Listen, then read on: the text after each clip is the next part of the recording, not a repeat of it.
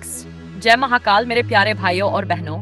आप देख रहे हैं Jai Mahakal Sunil Shrivastava Hindi story YouTube channel. अगर आप सच्ची, दिल को छू लेने वाली और रोंगटे खड़े कर देने वाली कहानियां सुनना पसंद करते हैं तो अभी चैनल को सब्सक्राइब कर लीजिए, क्योंकि आज जो कहानी मैं सुनीता श्रीवास्तव आपको सुनाने जा रही हूँ वो सिर्फ कहानी नहीं है, वो एक ऐसी घटना है जिसे याद करके आज भी मेरी उंगलियां कांप जाती हैं।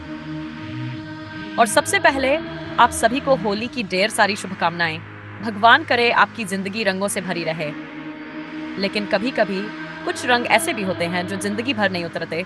तो सुनिए, उस रात आधी घटा छाई हुई थी। चांद आसमान में था, लेकिन उसकी रोशनी जैसे किसी ने निगल ली हो। चारों तरफ धुंध, सन्नाटा और वो पुराना कुआं, वही कुआं जो हमारी बस्ती के बाहर पीपल के पेड़ के नीचे था। लोग कहते थे कि उस कुएं में कोई रहता है, कोई ऐसी औरत जो आधी रात को दिखाई देती है, हाथ में लालटेन लिए। मैं इन बातों पर यकीन नहीं करती थी, लेकिन उस रात मुझे यकीन करना पड़ा। होली के दूसरे दिन की बात है। गांव में सब लोग रंग खेलने के बाद थककर सो चुके थे। मैं अपनी सास के लिए दवाई लेने शहर गई थी। लौटते लौटते देर हो गई और जब मैं उस सुनसान रास्ते से गुजरी तो अचानक हवा ठंडी हो गई। मेरे हाथ में भी एक लालटेन थी, क्योंकि बिजली अक्सर चली जाती थी। जैसे ही मैं कुएं के पास पहुंची, मैंने देखा एक औरत सफेद साड़ी में बिल्कुल स्थिर खड़ी थी। उसका चेहरा आधा अंधेरे में आधा रोशनी में। मेरे कदम रुक गए। कौन? मेरी आवाज खुद मुझे अजनबी लगी। वो धीरे धीरे मेरी तरफ मुड़ी। उसकी आंखें लाल नहीं थी, लेकिन उनमें ऐसा दर्द था जैसे सदियों से रो रही हो। पानी चाहिए? उसने बहुत धीमी आवाज में कहा। मैंने सोचा शायद कोई बेचारी राहगीर होगी। मैंने हिम्मत करके कुएं के पास कदम बढ़ाया, लेकिन तभी मुझे ध्यान आया, उस कुएं में तो सालों से पानी ही नहीं है।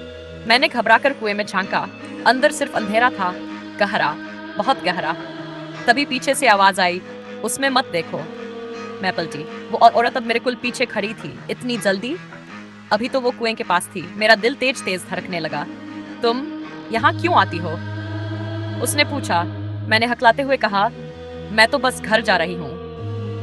वो मुस्कुराई, लेकिन वो मुस्कान इंसानी नहीं थी। घर? उसने दोहराया। मेरा भी था। उसकी आंखों से आंसू बहने लगे, लेकिन जमीन पर गिरते ही वो लाल रंग में बदल गए, जैसे होली का गाढ़ा गुलाल। मेरे हाथ से लालटेन गिरते गिरते बची।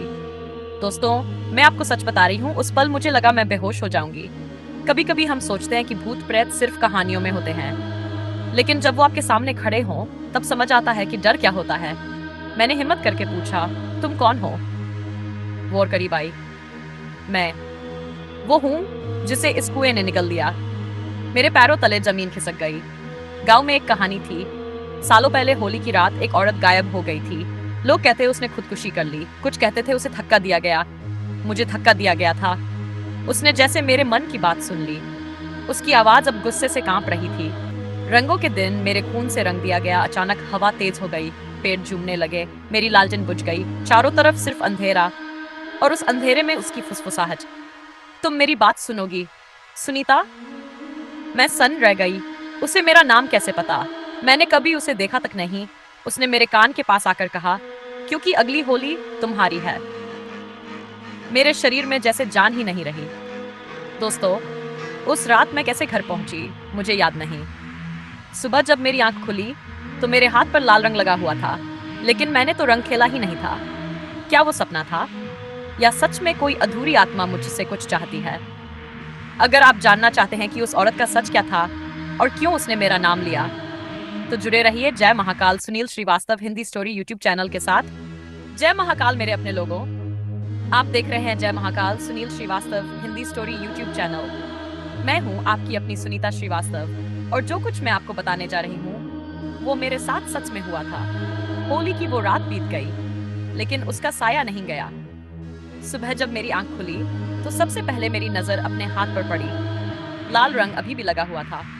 मैंने घबराकर हाथ धोया, साबुन लगाया, राख तक मल ली, लेकिन वो हल्का सा दाग जैसे मेरी त्वचा में समा गया था। मैंने किसी से कुछ नहीं कहा। सोचा अगर बताऊंगी तो लोग हंसेंगे या फिर कहेंगे कि वहम है। लेकिन उसी दोपहर जब मैं आंगन में कपड़े सुखा रही थी, मेरी सास अचानक बोली, कल रात तू कुएं की तरफ गई थी क्या? मेरे हाथ से गीला कपड़ा नीचे गिर गया। मैंने घबराकर पूछा, क्यों?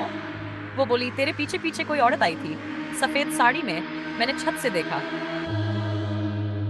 मेरी सांस अटक गई। मैंने हिम्मत करके पूछा, फिर? सास बोली, वो दरवाजे तक आई, लेकिन अंदर नहीं आई, बस खड़ी रही, फिर गायब हो गई। मेरे पैरों में झंझनाहट दौड़ गई। मतलब वो सिर्फ मुझे नहीं दिखी थी। उस शाम गांव में होली मिलन का कार्यक्रम था। ढोल बज रहे थे, लोग हंस रहे थे, बच्चे रंग से खेल रहे थे, लेकिन मुझे हर लाल रंग खून जैसा लग रहा था। मैं भीड़ में खड़ी थी। तभी अचानक किसी ने मेरे कान के पास फुसफुसाया, सच जानना है तो आज रात फिर आना। मैंने पलटकर देखा, कोई नहीं था। मैंने खुद को समझाया, ये मेरा डर बोल रहा है। लेकिन रात होते होते मन में एक अजीब खिंचाव होने लगा, जैसे कोई अदृश्य हाथ मुझे बुला रहा हो। मैंने तय किया, आज सच जानकर रहूंगी। आधी रात के बाद मैं फिर उसी रास्ते पर थी, हाथ में लालटेन, दिल में डर और होंठों पर महाकाल का नाम। कुएं के पास पहुंचते ही हवा अचानक ठंडी हो गई। इस बार वो औरत पहले से वहां खड़ी थी। उसकी आंखों में आज दर्द कम और गुस्सा ज्यादा था। आ गई तुम, उसने धीमे से कहा। मैं कांपते हुए बोली, तुम मुझसे क्या चाहती हो? वो धीरे धीरे मेरी तरफ बढ़ी। मैं चाहती हूँ मेरा सच सबको पता चले, उसने कुएं की तरफ इशारा किया। मुझे होली की रात धक्का दिया गया था, मेरे अपने लोगों ने, क्योंकि मैं सच जान गई थी। मैंने पूछा, कौन थे वो? वो चुप रही। उसकी आंखों से फिर लाल आंसू बहने लगे।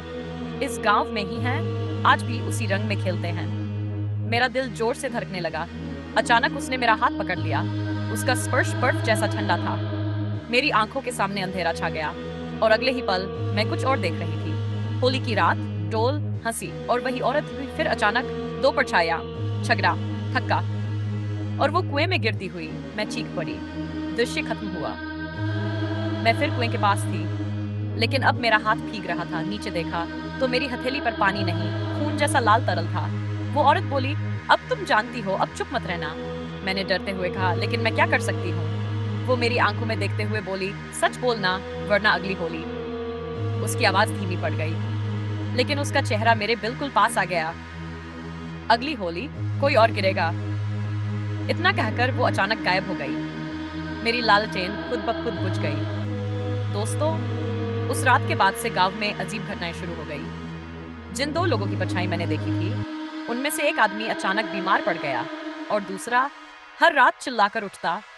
क्या वो आत्मा बदला लेने वाली है या मुझसे कुछ और करवाना चाहती है? मैं सुनीता श्रीवास्तव कसम खाकर कहती हूँ, जो हो रहा है वो सामान्य नहीं है। अगर आप चाहते हैं कि मैं आगे का सच बताऊं, तो जुड़े रहिए Jai Mahakal Sunil Shrivastava Hindi story YouTube channel के साथ, क्योंकि अगली रात उसने मुझे अपना नाम बताया और वो नाम सुनकर मेरे होश उड़ गए। महाकाल मेरे अपने लोगों, आप देख रहे हैं Jai Mahakal Sunil Shrivastava Hindi story YouTube channel. मैं हूं आपकी अपनी सुनीता श्रीवास्तव और आज जो मैं बताने जा रही हूं वो उस रात का आखिरी सच है। उस रात के बाद से मेरी नींद गायब हो चुकी थी। हर बार आंख बंद करती तो वही कुआं, वही सफेद साड़ी, वही लाल आंसू। तीसरी रात ठीक 12 बजे मेरे कमरे की खिड़की अपने आप खुल गई। ठंडी हवा के साथ वही जानी पहचानी आवाज आई, सुनीता। मेरे गले से आवाज नहीं निकली। मैंने धीरे से कहा, तुम फिर आ गई। अंधेरे कोने से उसकी परछाई उभरी। इस बार उसका चेहरा साफ था, लेकिन आंखें और भी गहरी, जैसे अंदर पूरा कुआं बसता हो। वो बोली, समय कम है। मैं कांपते हुए बोली, तुम्हारा नाम क्या है? कुछ पल सन्नाटा रहा, फिर उसकी आवाज आई, मेरा नाम गीता था। कमरे की दीवारों पर जैसे कोई अदृश्य हाथ खरोंचने लगा। मैंने हिम्मत करके पूछा, तुम्हें किसने धक्का दिया था? वो अचानक मेरे सामने आ गई। उसकी आंखों में आग जैसी चमक थी। जिन्हें मैं अपना समझती थी, वही मेरे दुश्मन निकले। कौन? मेरी आवाज टूट गई। वो फुसफुसाई, तेरे घर का नाम जानती हूं मैं, तेरे ससुर का दोस्त और उसका भाई। मेरे पैरों तले जमीन खिसक गई। गांव के वही दो आदमी जिनकी परछाई मैंने देखी थी, उन्होंने मुझे इसलिए मारा क्योंकि मैंने उनकी चोरी देख ली थी। उसकी आवाज भारी हो गई। होली के रंग में उन्होंने मेरा खून छुपा दिया। अचानक मेरा कमरा लाल रोशनी से भर गया। मेरे कानों में ढोल की आवाज गूंजने लगी, जैसे वही पुरानी होली फिर से जीवित हो उठी हो। मैंने डरते हुए कहा, मैं क्या करूं? वो चीख पड़ी, सच बोल दे, पंचायत में सबके सामने। अगर नहीं बोली तो? मैंने कांपते हुए पूछा। उसका चेहरा मेरे बिल्कुल पास आ गया। तो अगली होली वही रंग फिर बहेगा। उसकी आवाज गूंज रही थी। खून का रंग कभी फीका नहीं पड़ता सुनीता। अचानक मेरा दरवाजा जोर से बंद हुआ। कमरा अंधेरे में डूब गया। सुबह होते ही मैंने सब कुछ अपने पति को बता दिया। पहले तो उन्हें विश्वास नहीं हुआ, लेकिन उसी दिन खबर आई। उन दो आदमियों में से एक ने खुद पंचायत बुलाने की बात कही है और वो बार बार एक ही नाम बड़बड़ा रहा है, गीता। गीता, मुझे माफ कर दे। गांव में सनसनी फैल गई। पंचायत के बीच जब मैंने हिम्मत करके सबके सामने कुएं वाली रात का सच बताया, तो अचानक हवा चलने लगी। आसमान पर बादल छा गए और तभी सबने देखा, कुएं की तरफ से धुंध उठी और उसमें एक सफेद साड़ी लहराई। उन दोनों आदमियों ने रोते हुए कबूल कर लिया, हमसे गलती हुई, हमने धक्का दिया था। गांव में सन्नाटा छा गया। उसी पल हवा शांत हो गई। उस रात आखिरी बार वो मेरे सपने में आई। इस बार उसका चेहरा शांत था। वो बोली, धन्यवाद, अब मैं मुक्त हूँ। मैंने डरते डरते पूछा, अब तुम वापस नहीं आओगी? वो हल्के से मुस्कुराई, जब तक कोई सच को दबाएगा मैं लौट आऊंगी। इतना कहकर वो धुंध में खो गई। दोस्तों, उस दिन के बाद से उस कुएं के पास कोई परछाई नहीं दिखी। होली फिर आई, लेकिन इस बार रंग सिर्फ खुशियों के थे। मैं, सुनीता श्रीवास्तव, आज भी जब उस रास्ते से गुजरती हूँ तो महाकाल का नाम लेकर ही कदम बढ़ाती हूँ, क्योंकि मैंने अपनी आंखों से देखा है, अन्याय चाहे जितना भी पुराना हो, एक दिन उसकी आवाज जरूर गूंजती है। अगर आपको यह सच्ची और रोंगटे खड़े कर देने वाली कहानी पसंद आई हो तो जुड़े रहिए Jai Mahakal Sunil Shrivastava Hindi story YouTube channel के साथ। जय महाकाल समाप्त।